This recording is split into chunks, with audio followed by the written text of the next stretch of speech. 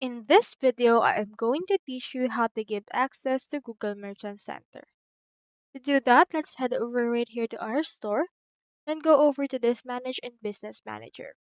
Doing that will open in here this new window that allows us to give people access for this part. So just wait for this right here. Into this part, just head over to this People and Access option.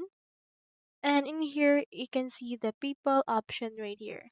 So you can manage people's access through this part as well. So for example, just head over and then click on this add person and you should be able to select the access that you want to give them. It can be an individual app access or a super admin access. Now click on next and then enter in here their email number as well as their email address. For example, let's input this and click on the send invitation.